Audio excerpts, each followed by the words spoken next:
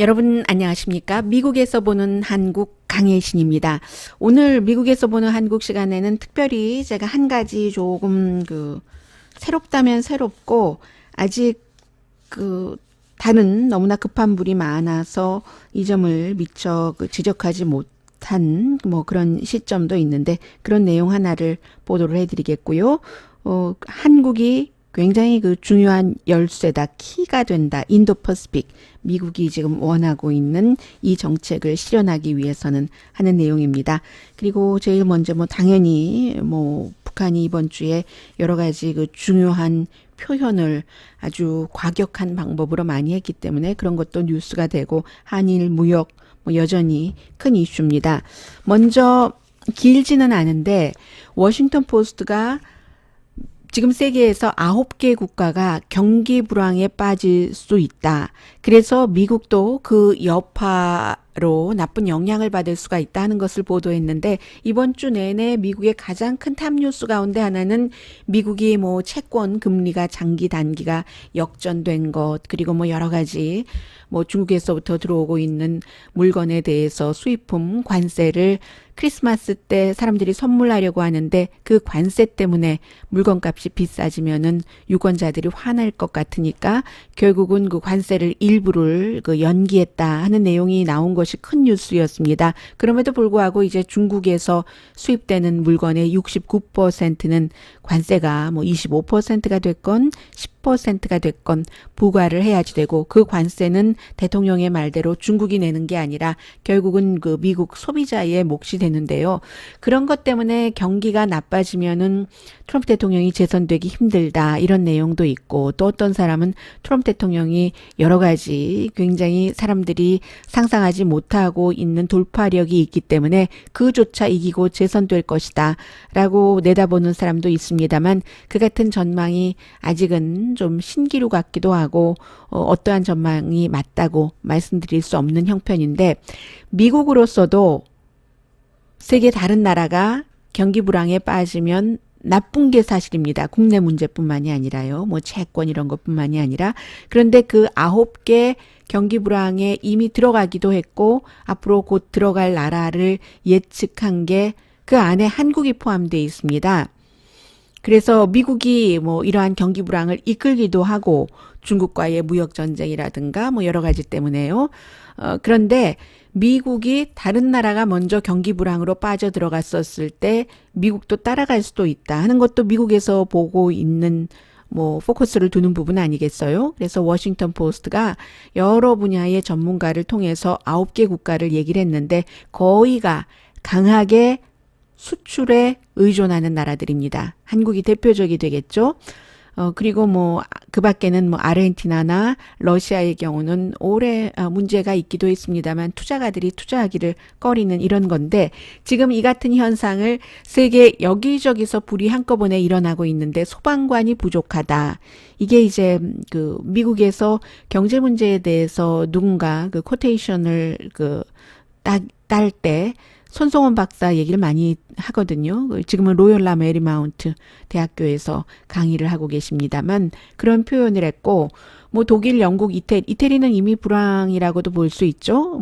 유럽의 4대 경제 대국 가운데 이 3개 나라가 있고 멕시코, 브라질, 아르헨티나, 러시아인데 이런 나라들 제가 지금 한국을 말씀드릴 것이기 때문에 또 오늘의 미국에서 그 부분에 대해서는 좀 전해드렸고요. 스킵하겠습니다. 러시아의 경우는 올해 말에 불황이 시작될 것이라고 보고 싱가포르도 마찬가지예요. 그런데 싱가포르와 한국이 불황에 빠질 가능성이 아주 높다. 볼지 그 가장자리에 다가섰다라고 표현하는 것은 공통점이 있는데 미국과 중국과의 무역 전쟁이 문제라는 겁니다. 싱가포르도 한국처럼 인구가 작고 작은 나라잖아요. 수출을 많이 하는데 중국하고 미국이 무역 전쟁을 하니까 싱가포르나 한국이나 다 영향을 받고 미국은 중국과 거래하지 말라고 하고 중국은 미국과 거래하지 말라고 하고 그 사이에서 잘 줄타기를 해서 양쪽에서 윈윈을 해야지 되는데 한국과 싱가포르는 그게 지금 그렇게 쉬운 문제가 아니고요. 한국의 경우는 올 상반기에는 불황, 경기 침체를 피했습니다. 그런데 미국에서는 가까스로 rarely라는 표현을 하고 있습니다. 1, 4분기에 성장률이 0.4% 줄어들었지만 2, 4분기에 1.1% 플러스가 됐기 때문에 예상보다 좋았던 것으로 미국에서도 보고 있습니다. 그런데 이 같은 2, 4분기에 예상보다 좋았던 한국의 경제 성장률이 오래가지 않을 것으로 거의 모든 미국의 전문가들은 보고 있다는 거거든요. 그런데 이제 가장 중요한 이유는 한일 무역 전쟁도 있고, 그러면 한국이 뭐 여러 가지 일본에서 물건을 못 받아서 소재를 못 받아서 전자제품이나 자동차를 다른 나라에 물건을 만들어서 팔기 힘드니까 그렇고요. 그래서 이제 중앙은행이 이자율을 내렸지만 그 내린 것으로 충분한가? 물음표를 달고 있습니다. 이미 전자제품 수출이 최근에 20%가 줄어들었고 반도체 그 상품 수출은 30% 이상 줄어들었기 때문에요. 이 같은 것들이 어떤 때는 이제 한국의 중앙은행의 발표를 기본으로 얘기하기도 하고 하지만 이번에 워싱턴 포스트는 ING라는 네덜란드에 있는 국제 금융 서비스 회사 그 본사가 헤드쿼터가 네덜란드에 있죠. 그래서 ING의 여러 분석을 바탕으로 한국도 경기 불황이 올 수 있다 하고 진단을 했습니다. 그래서 한국의 경기 불황을 미국을 위해서도 막아야 되겠고 또 미국의 아시아에서의 위치를 위해서도 또 경기 불황으로 갈 수 있는 한일 무역 전쟁을 미국에서 좀 중재를 해야 된다 하는 얘기는 날이 가면 갈수록 전문가들 사이에서 많이 지적을 하고 있습니다. 뭐 캘리 케네디라는 이분은 그 아메리칸 포린 팔러시 카운슬이라고 워싱턴 DC에 있는 띵크탱크에서 일하시는 분인데 이분도 마찬가지 지적을 하고 있습니다. 차라리 미국과 중국의 경제 무역 긴장을 잊어버려라. 이건 뭐 적절하게 트럼프 대통령도 요즘 방향을 트는 것을 보면은 안 되겠다 싶으면 잘 할 수도 있을 것 같고 오히려 더 급한 것이 한국과 일본과의 무역 전쟁이 될 수도 있다라고 얘기를 합니다. 그리고 또 이 내용은 한국에서 번역을 안 한 것 같아요. 그래서 많은 분들께 전달 안 될 것 같은데 로스앤젤레스 타임즈의 빅토리아 킴 기자가 이제 서울 그 특파원이죠. 이 빅토리아 김 기자가 뭐 몇 년 전까지는 로스앤젤레스에 있었는데 한국에 가서 여러 가지 뭐 연예라던가 이런 한국의 사회적인 문제를 많이 보도하다가 이번에 이 기사 아주 좋았다고 봅니다. 역사의 잘못을 어떻게 폐기할 것인가 하는 그 내용이 지금 그 워싱턴 DC의 그 띵크탱크에서 일하고 있는 켈리 케네디 씨의 주장과도 조금 연결이 되거든요. 이 켈리 케네디 씨 같은 경우도 과거에 그 1965년도에 일본과 박정희 전 대통령이 이제 다 여기서 끝내자 우리는 수교를 하면서 올 5억 달러다. 3억 달러는 무상이고 2억 달러는 융자 해서 지금 돈으로 따지면 한 40억 달러 되면서 마지막이다. 파이널이다. 라고 얘기를 했는데 그게 지금 파이널이 아니기 때문에 한일 간의 이런 그 무역 전쟁까지 일어나고 있고 사실은 이게 미국에 굉장히 중요하죠. 왜냐하면 북한과 중국이 같은 페이지입니다. 거의 same 페이지인데 그럴 경우 미국과 동맹국도 same 페이지여야지 되는 게 아닌가. 이 지역에서 한국과 일본이 싸우는 것은 미국에도 나쁘다 하는 얘기가 점점 크게 들리는 겁니다. 몇 주일 전, 한 달 반 전에는 별로 큰 관심은 없다가 한 달 전쯤부터 이게 이러네 하고 관심이 있다가 이젠 구체적으로 미국이 개입을 해서 빨리 풀어야지 된다는 얘기가 많이 나오고 있습니다. 물론 문재인 대통령도 그 8.15 74주년 경축사에서 약간 그 일본 정부가 뭐 원한다면 우리가 협상할 수 있다는 회유하는 모습을 보였지만 어쨌든 다시 한번 돌아볼 수 있는 것을 이 빅토리아 김 기자가 조금 그 눈에 보이게 기사를 이번에 써줬습니다. 역사의 잘못을 어떻게 폐기할 것인가. 1945년도에 13살이셨던 김정은 할머님이신 것 같네요. 김정은 할머님. 제가 성함 제대로 적었는지 모르겠습니다. 한번 볼까요? 그래서 이제 그 이분의 스토리로 시작을 하는데요. 이 빅토리아 김 기자가 최근에 이제 그 8.15도 있고 하니까 취재를 다시 한 거죠. 김정주 할머니군요. 김정주 할머니, 은 할머니가 아니라. 이분은 그 일제시대 때 뭐 남자들만 꼭 공장에서 일하고 했던 것 아니잖아요. 뭐 위안부다라고 얘기하는 것은 아니고요. 이분이 그 당시에 본인이 13살밖에 안 됐는데 일본 공장에 가서 일했고 시스터와 함께요. 시스터는 손가락도 잃어버렸다고 하고요. 해서 지금 74년이 지난 후에 돌아보니까 원망할 블레임을 할 그 비난을 할 대상이 너무 많더라 하면서 우선 초등학교 선생님을 비난했습니다. 거짓말을 했다는 겁니다. 일본에 가면 더 좋은 학교에 갈 수 있고 기회가 더 많다. 그리고 일본에 갔을 때 뭐 공장의 슈퍼바이저 이분이 이제 기계에 닿으려고 13살이니까 작잖아요. 사과 상자를 2개를 올려놓고 기계에 닿아서 일을 했었어야 된다는 거죠. 그 기계라는 게 전쟁 막바지니까 더 많은 군수품을 만들어서 일본이 이걸 이제 소비를 해야지 되는데 그 군수품을 만든 그 기업은 돈을 많이 벌었죠. 그런데 지금도 그 회사가 존재를 한다고 얘기를 하시고 일본 정부도 비난을 했습니다. 1910년도에 왜 한일 합방을 했기 때문에 그런 내가 13살 때 그렇게 했어야지 되는가. 그리고 한국의 독재 정권도 비난을 하십니다. 왜 그 3억 달러 내지는 그 융자가 있었으니까 5억 달러에 합의를 했는가. 그렇다고 여기서 중요한 것은 항상 그 점이잖아요. 박정희 전 대통령의 경제정책 잘 먹고 잘 살게 해줬다는 것을 많이 칭찬을 하지만 그 돈에는 개인에게 보상이 된 것은 하나도 없었다는 거죠. 김정주 할머니나 김정주 할머니의 동생이 됐건 언니가 됐건 물론 그 돈으로 경제 발전을 하면서 재야 인사를 압박하고 민권을 누르고 이랬었기 때문에 이제 박정희 대통령에 대한 평가가 여러 가지로 복합적이 되는 거죠. 이 문제는 이제 74년이 지난 뒤에는 돈의 문제가 아니라 아이덴티티의 이슈다. 데니엘 스나이더 뭐 이분은 한국에 관해서 많이 연구를 하셨고 지금은 스탠포드 대학교에서 국제정책을 가르치고 계십니다. 특히 이제 동아시아 역사에 뭐 능통하신 분이라고 얘기를 해도 되겠죠. 아이덴티티의 문제다.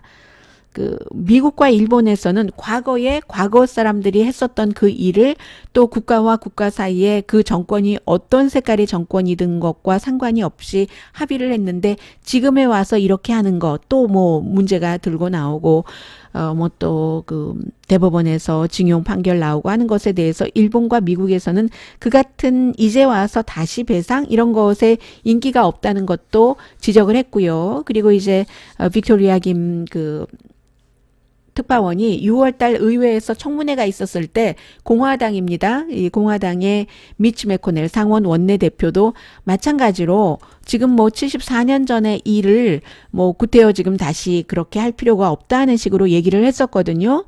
그런 부분도 지적을 하면서 지금 90만 명 징용 나갔던 분들 가운데서 살아있는 사람은 거의 없다고도 알려줍니다.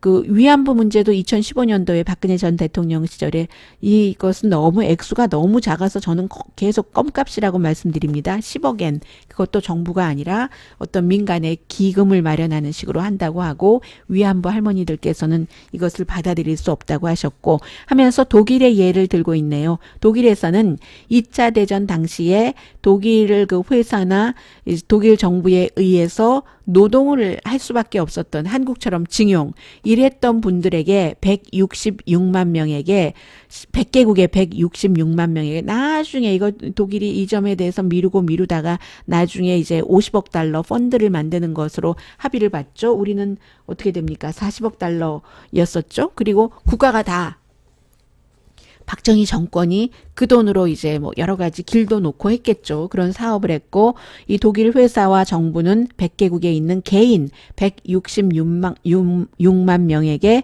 이것도 이제 몇십 년 전의 일이에요. 50억 달러 펀드를 이렇게 하기로 합의를 깨끗하게 했다 하면서 지금 미국의 조지 워싱턴 대학교에서 비교 정치를 가르치고 있는 그 셀레스테 알링턴이라는 교수는 1965년도 한국과 일본 간의 그 조약은 무효라고 얘기를 합니다. 이 사람은 한국 사람 아닌데요. 왜냐하면 일본과 한국의 독재자가 했기 때문에 그리고 그 개인에게는 전혀 배상을 하지 않지 않았느냐. 그렇기 때문에 무효다라고 얘기하는 것도 있고요. 그리고 다시 빅토리아 김 기자는 이제 할머니 성함이 어떻게 되셨죠? 김정주 할머니께로 돌아가서 이분이 지금 요구하고 계신 것은 아베에게 진정한 사과를 받는 것이다 라고 얘기를 합니다. 이런 것들이 끝나지 않으면 한일 뭐 무역 전쟁 앞으로도 계속 이번에 또 봉합이 된다 하더라도 또 일어날 수 있다 하는 그런 분위기를 전했고요. 그리고 오늘 조금 그 다른 시각의 내용을 전하겠습니다. 더 힐이라는 미국의 의회 신문에 실린 어피니언인데 이 어피니언 글을 쓰신 분은 라몬 파체코 파르도라고, 이분이 그 Institute for European Studies라고 보통 이제 EU 국가의 뭐 여러 가지를 연구하고 하는 재단인데, 이 재단에서 KF 코리아 체어라고 한국 관련 그 부서를 신설을 했습니다. 그래서 이제 거기서 일하고 계시고 또 그 영국 런던에 있는 그 킹스 칼리지에서도 강의를 하시는 분인데, 이 라몬 파체코 파드로 이분이 뭐라고 얘기를 하냐면, 지금 일본이 트럼프 대통령 들어와서 뭐 동아시아라든가 아시아 태평양 국가라든가 이런 말 대신에 인도 퍼시픽이라고 쓰고 있잖아요. 인도를 앞세워서. 그러면 지도를 우선 보시면, 그런데 이 미국이 원하는 인도 퍼시픽 이러한 그 정책이 성공하려면 그 열쇠를 중국도 아니고 미국도 아니고 일본, 호주도 아닌 한국이 쥐고 있다라는 그런 그 컬럼입니다. 지도를 이렇게 보시면요. 우선 호주는 아주 그 아래에 있잖아요. 중국이 크게 있고, 그리고 중국의 오른쪽으로 한국과 일본이 조그만하게 있는데, 그 일본과 한국은 전부 이쪽은 태평양이죠. 퍼시픽 오션이에요. 그리고 이제 그 호주는 뭐 오른쪽 북서쪽에는 퍼시픽이라고 할 수 있지만, 또 동쪽에는, 서쪽에는 그 지도를 이렇게 보면은 서쪽에는 인도양이라고 볼 수 있잖아요. 인디안 오션이고, 그 인디안 오션이 바로 인도가 있는 곳이고, 인도의 그 동북쪽으로 중국이 이제 크게 있고, 그게 약간 이제 동쪽으로 누구죠? 한국과 일본이 있고, 인도의 또 위쪽으로 뭐 파키스탄 뭐 이런 식으로 쭉쭉쭉 가고, 아프가니스탄 가다가 오른쪽으로 왼쪽으로 뭐 아프리카로 가고 뭐 이렇게 되는 것 아니에요? 그래서 이렇게 보면 한국과 일본은 분명히 태평양 쪽에 있지 인도양 쪽에 있지 않습니다. 호주를 보면은 태평양과 인도양과 조금 접해 있고, 중국은 태평양도 접했지만 인도양도 접해 있지만, 이 미국의 인도 퍼시픽은 중국을 겨냥한 것이기 때문에 중국이 뭐 어떻게 해라 하는 것이 없고, 인도의 경우는 동아시아가 아니잖아요. 동아시아는 뭐 중국은 이쪽 다 걸쳐 있다고 하지만 한국과 일본 이렇게 동아시아인데, 인도는 동아시아가 아니고, 그런데 중국이 동쪽의 퍼시픽과 이쪽 서쪽의 그 인도양, 태평양과 인도양을 다 어우르겠다. 그 사이에 있는 중국을 이렇게 좀 눌러가면서 그렇게 하려고 하는데, 지금 한국이 인도 퍼시픽에 확 빨려 들어가고 있지 않는데, 그게 잘하는 것이고, 그리고 한국은 그럴 권리가 있는데, 결국은 미국이 성공하려면 한국이 오케이를 기꺼이 해줘야지만 된다 하는 그런 칼럼입니다. 애매모호한이 아니라 명료한 인도 퍼시픽 지지가 있어야지만 뭐 적어도 뭐 공식 인증 같은 것은 할 수 있겠죠. 조인도 할 수 있지만 아주 적극적으로 해야지 되는데, 일본 같은 경우는 당연히 미국과 여러 가지를 같이 하기 때문에 오케이 하고 있고요.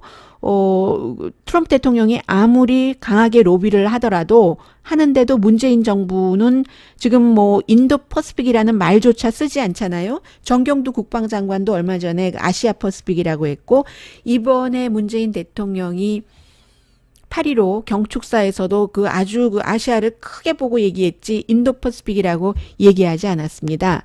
그런 것을 볼 때 이제 더 이제 크게 본다는 거예요. 한국에서는. 그리고 거리끼는 거죠. 인도 퍼시픽이라고 해서 미리 아무것도 받지 않으면서, 보장되지 않으면서 트럼프 대통령이 문재인 행정부를 그렇게 힘들게 하고 욕보이고, 어떤 때는 막 조롱까지 해가면서 온갖 말로 그러는데, 뭐 그것을 해줄 이유가 없죠. 우선 지정학상으로 한국이 원래 해양국가가 아니잖아요. 태평양이 이쪽에 있긴 하지만, 태평양이든 인도양이든 한국은 대륙. 일본이나 호주와는 다르죠. 일본은 섬나라고 호주도 섬나라지만 한국에서 한국이 그 해양 국가로 펼쳐야지 된다라고 주장을 하시는 보수도 많이 계시지만 지정학적으로 보면은 이 한국이라는 나라가 삼면이 바다이기는 하지만 이 대륙 쪽으로 이렇게 뻗쳐 있는 것이 조금 더 자연스럽다고 지금까지 한국의 역사는 그렇게 흘러왔죠. 그리고 이제 아주 그 큰 한국의 이 북쪽과 이 그 서쪽으로 쫙 있는 그 중국의 경우가 비행기를 타고 2시간밖에 안 되잖아요. 그런데 뭐 바다 건너 뭐 태평양을 돌아서 이게 조금 힘든 겁니다. 여러 가지 물류나 이런 것으로 볼 때는. 그리고 중국은 북한과 또 국경을 마주하고 있으니까 여러 가지 미래로 볼 때 한국에서는 이제 그런 것들이 있고 그리고 서울 정권이 중국 베이징 정권에 대해서 아주 공개적으로 미국이 하고 있는 인도 태평양 전략을 지지한다는 게 한국으로서는 마이너스 난다는 게 너무 당연하고 그리고 이제 또 다른 이유가 뭐 같은 이유가 될 수도 있습니다만 한국으로서는 거대한 옆에 있는 옆나라 중국과 또 바다 건너에 있는 국방을 많이 의존하고 한국전 때부터 또 많은 도움을 받았던 미국 이 두 나라를 다 무시할 수가 없기 때문에 중국의 1대1로에도 좀 신경을 써야지 되고 해서 한국이 중국과 일본 사이에서 무엇을 화끈하게 선택하지 않아도 될 때 미리 선택할 필요는 없다는 거죠. 지금 미국이 애달고 있는데 인도 태평양 이걸 하는 데는 한국이 필요한데 이미 호주와 일본은 오케이 했고 그런데 이제 그 한국이 뭐 이것을 구태여 해줄 필요가 있는가? 더군다나 트럼프 대통령의 그 태도로 볼 때 한국에 대해서 그 관세에 얼마나 아주 야박하게 하고 또 뭐 방위비 분담 그것을 얘기를 하면서 문재인 대통령을 조롱을 하고 그리고 무엇보다도 어쩌면 이 전문가가 지적하기는 그 모든 것에 우선해서 워싱턴에 지금 그 문재인 행정부가 추진하려고 하는 남북 교류를 지지하지 않는데 그런데 왜 워싱턴만 좋게 해주느냐? 이건 뭐 상식적으로 있을 수 있는 일이죠. 그런 것. 그리고 미국은 당연히 이 인도퍼시픽 바로 이 미국의 정책에 있어서 그 지역에서 이 정책은 결국은 중국을 견제하기 위한 수단이잖아요. 그렇기 때문에 거기서 일본은 뭐 항상 일본이 중국과 가까워요. 미국과 가깝습니까? 당연히 요즘은 트럼프 대통령 하는 거 보니까 뭐 믿을 수도 없고 하니까 중국과도 손잡고 러시아와도 손잡고 하긴 하지만 기본적으로 일본은 아직까지 본인들이 국방력이 없는 한 미국에 의존할 수밖에 없어서 미국을 지지할 수밖에 없는 겁니다. 그런데 아무리 일본과 호주가 이 미국의 인도 태평양을 지지한다 하더라도 일본과 호주는 호주 같은 경우는 일본은 지지해도 호주 같은 경우는 아시아의 중심에서 멀잖아요. 아주 아래에 있으니까 그러니까 한국과 일본 그 아래에 많은 섬나라들을 쭉 거쳐서 그리고 나서 호주가 나오잖아요. 땅 자체는 크지만 섬나라 섬 자체는 크지만 그리고 이제 인도는 뚝 떨어져서 이쪽에 서쪽에 있는 나라이고 해서 베이징이 한국이 1대1로에 얼마나 더 많이 참여하느냐를 원하는 것처럼 AIIB 은행도 마찬가지고요. 미국도 인도퍼시픽에 한국이 원하는 것을 한국이 참여하기를 원하지만 한국으로서는 아직까지 뭔가를 즐길 수 있는 지정학적인 위치 때문에 그렇다는 거죠. 또 이게 대륙이 아니기 때문에 일본과 호주가 그래서 이제 그런 것이고요. 인도, 동아시아가 아니고 그 말씀 드렸고요. 동아시아에서 이런 것들을 인도와 태평양을 아우르면서 가려면 대륙당 국가가 지지를 해야지만 되는 겁니다. 대륙당 국가가 그 대륙당이 이제 한국이잖아요. 그래서 이 문제가 워싱턴이나 베이징이 결정하는 것이 아니라 슈퍼파워들이 make or break 하는 게 아니라 한국이 이 인도퍼시픽의 미국 정책의 그 승패에는 한국이 그 열쇠를 쥐고 있다 하는 오랜만에 한국 중심적인 그런 내용을 봤습니다. 그런데 이제 여기서도 사실은 이제 이런 점도 봐야죠. 이분이 이 그 더 힐의 기고문을 보낸 그 라몬 그 파체코 파드로 씨가 그 Institute for European Studies에서 이제 뭐 더 파생된 그 KF 코리아 체어라는 곳에서 일을 하고 있기 때문에 한반도 동아시아 중심의 연구를 하고 있고, 이런 분들이 여기에 또 그 코리아 파운데이션도 연관이 되거든요. 이런 분들이 미국의 이 같은 그 한국의 그 위치라든가 그 지정학적인 위치에서 갖게 되는 파워 같은 것을 많이 알려주는 게 아주 그 필요한 거죠. 그리고 이제 그 스티브 비건 그 미국 대북 특사가 일본과 한국을 방문해서 여러 가지 일을 하겠지만 동시에 북한과 중국 장군들도 베이징에서 탑 군 리더들이 만난다는 것, 이 점도 말씀드리고요. 이번 주에 뭐 북한 문제에 대해서는 뭐 여러분들께서 너무나 많이 곱씹으셨기 때문에 간단히만 되돌아봐도 될 것 같습니다. 북한이 다시 또 그 미사일 테스트를 했고, 이 미사일 테스트를 하는 동안에 북한은 여전히 그 한국이 지금은 갖지 못한, 한국과 미국이 그 합동으로 군사 훈련도 하고 또 미국의 무기가 한국에 많이 들어가 있어요. 그게 미국이 무상으로 주는 게 아니라 한국이 다 돈을 주고 산 것인데, 그러한 무기들로 최근에 한 6차례 북한이 그 미사일 테스트를 한, 이것은 요격할 수도 없고 잡을 수도 없는 그런 새로운 무기들을 북한이 테스트를 했기 때문에 북한으로서는 플러스고, 그런 테스트를 하는데도 트럼프 대통령이 계속 괜찮다고, 미국에 다다르는 탄도미사일이 아니니까 괜찮다고 하기 때문에 김정은 위원장이 더 그렇게 대범하게 과감하게 할 수 있다는 것이고, 미국에서 나오고 있는 지적들입니다. 그리고 그러한 테스트를 하고 이 사람을 시켜서 저 사람을 시켜서 노동신문, 중앙통신 이런 데에 이제는 아예 문재인 대통령 이름을 얘기를 하면서 뭐 소 얘기도 나오고 무슨 얘기도 나오고 쥐 얘기도 나오고 하면서 마음껏 트럼프 대통령보다 100배 더 강한 그 문재인 대통령에게 모욕을 주고 하는 게 지금 그 남북 관계이고요.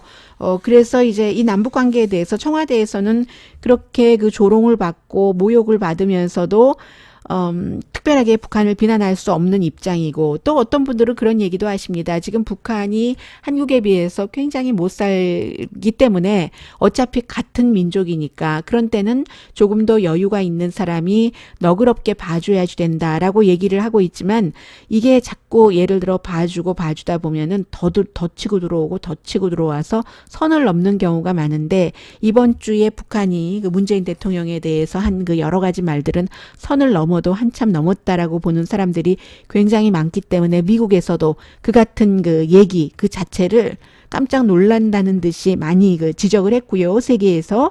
그리고 결정적으로 북한이 문재인 대통령으로 인해서 지금 사실은 그 미국과 뭐 전화 통화도 하게 되고 직접 뷰티풀한 트럼프 대통령의 말의 표현에 따르면 편지도 보내게 되는 것인데, 더는 한국에서 얻을 게 없다고 생각을 한다고 지금은 미국에선 판단을 합니다.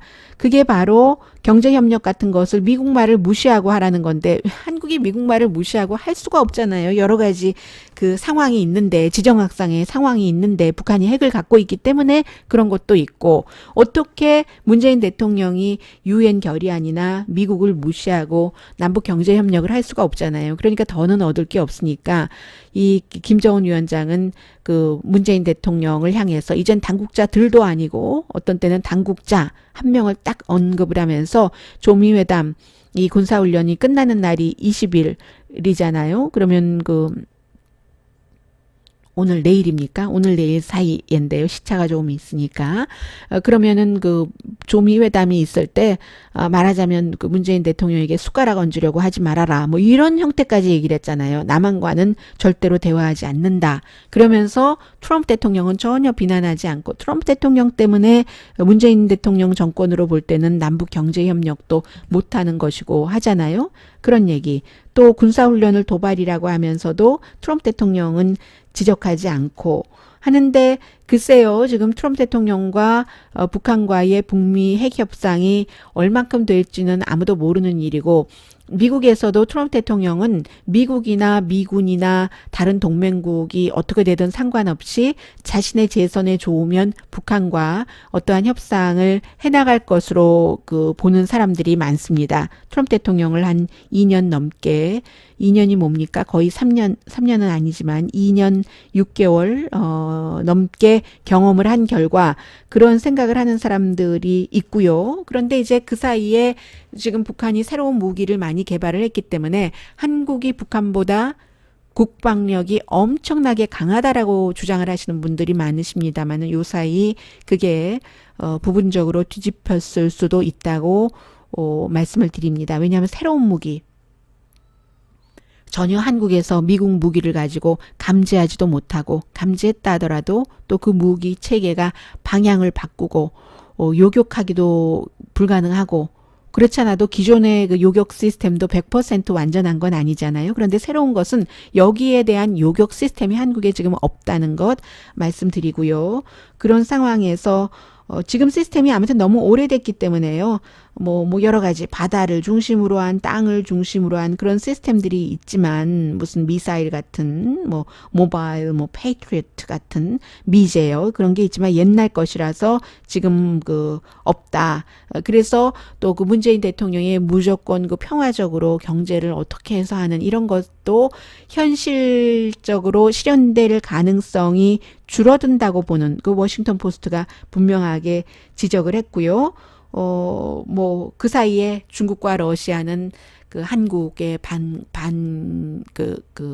국방 식별구역이나 일본의 국방 식별구역을 따로 똑같이 자꾸 드나들면서 좀 이게 지금 한미일 안보 체제가 제대로 돼 있어? 이런 것들도 조금 염탐을 하기도 하고 그리고 그 문재인 대통령이 8.15 그 경축사에서 일본과 한국의 지금 국방 정보 교류하는 그 시스템을 없애버리겠다, 리뉴 안 하겠다 하는 말은 다행히 안 했어요. 지금 그것을 미국 쪽의 입장에서 다행이라고 표현을 했습니다. 제가 미국의 입장이라는 것이 아니라 미국의 시각으로 볼 때 그것을 깨트리는 것을 원치 않잖아요. 한미일 안보 조약이기 때문에 maybe 중국과 러시아는 그것을 깨트리기를 원했을 수도 있겠고요. 북한도 마찬가지고.